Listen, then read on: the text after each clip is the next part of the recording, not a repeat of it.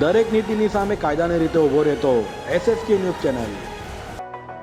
Surat airport ખાતે સુરત જિલ્લા disaster authority દ્વારા વિમાન હાઇજેક અંગે મોક ડ્રીલ યોજાઈ હતી। વહેલી સવારે 4 આતંકીઓના વિમાન હાઇજેક કરવાના પ્રયાસને ચેતક કમાન્ડોએ નિષ્ફળ બનાવતા હતા। કમાન્ડોએ 6 બંધકોને આતંકીઓની ચુંગાલમાંથી મુક્ત કરાવી 4 AK-47 રાઇફલ કબજે કરી હતી।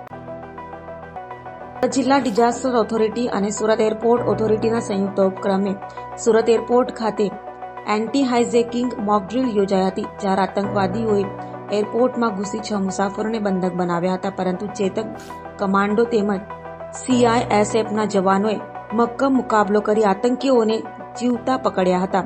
જિલ્લા આપત્તિ વ્યવસ્થાપન કમિટીના અધ્યક્ષ અને કલેક્ટર ડોક્ટર સૌરભ પારગીના માર્ગદર્શન હેઠળ આયોજિત મોક ડ્રીલમાં એરપોર્ટ ઓથોરિટી દ્વારા મોક ડ્રીલનું આયોજન સફળતાપૂર્વક પાર પાડ્યું હતું।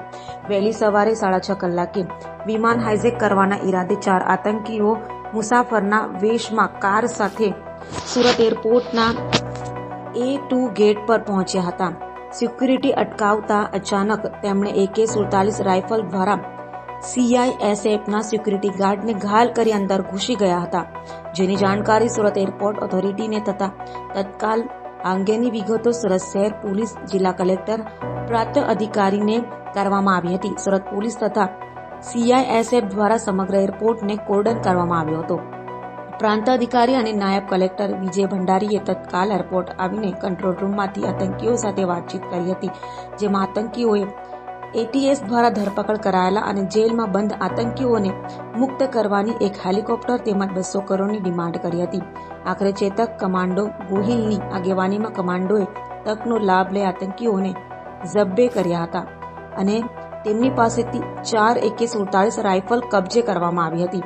આતંકીઓ સાથે મુઠભેડમાં આતંકીઓએ 15 રાઉન્ડ ફાયરિંગ કર્યું હતું, જેનો કમાન્ડો મજબૂતાઈથી મુકાબલો કર્યો હતો।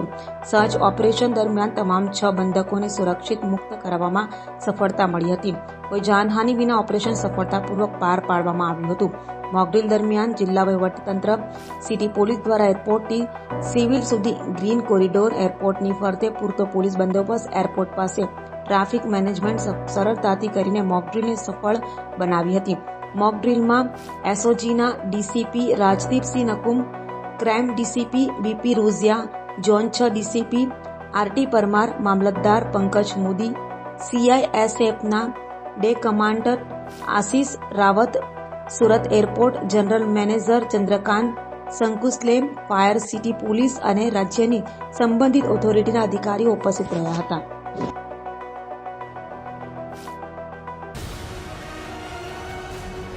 દરેક નીતિની સામે કાયદાની રીતે ઊભો રહેતો SSK ન્યૂઝ ચેનલ।